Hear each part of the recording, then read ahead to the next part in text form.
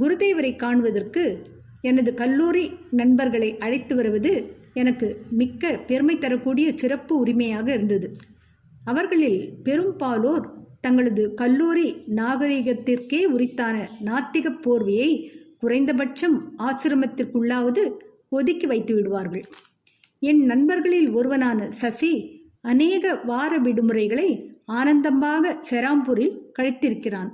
குருதேவருக்கு அவனை மிகவும் பிடித்து போயிற்று. அவனுடைய சொந்த வாழ்க்கை மிகுந்த ஒழுங்கீனத்துடனும் பண்படாமலும் இருப்பதை குறித்து அவர் வருந்துவார்.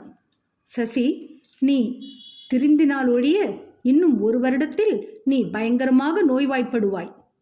ஸ்ரீ யுக்தேஸ்வர் பிரியமான தவிப்புடன் என் நண்பனை நோக்கினார். முகுந்தன் சாட்சி, நான் உன்னை எச்சரிக்கவில்லை என்று பிறகு சொல்லாதே. சசி சிரித்தான். குருதேவா, என் பரிதாபகரமான விஷயத்தில் இப்பிரபஞ்சத்தில் இனிய கருணையை எனக்கு உகந்தமாக மாற்றும் பொறுப்பை நான் உங்களிடமே ஒப்படைக்கிறேன். என் ஆத்மா விரும்பினாலும் என் மனோசக்தி பலவீனமாக இருக்கிறது. உலகத்தில் நீங்கள் ஒருவர்தான் என்னை காப்பாற்றக்கூடியவர். நான் வேறு எதிலும் நம்பிக்கை வைக்கவில்லை. நீ 2 கேரட் எடையுள்ள நீலக்கல்லையாவது அணிந்து கொள். அது உனக்கு உதவும். அது என் நிதிநிலைக்கு அப்பாற்பட்டது. என் அன்புள்ள குருதேவா, சங்கடம் வரும்பொழுது நீங்கள் எப்படியும் என்னை காப்பாற்றி விடுவீர்கள் என்று முழுவதும் நம்புகிறேன்.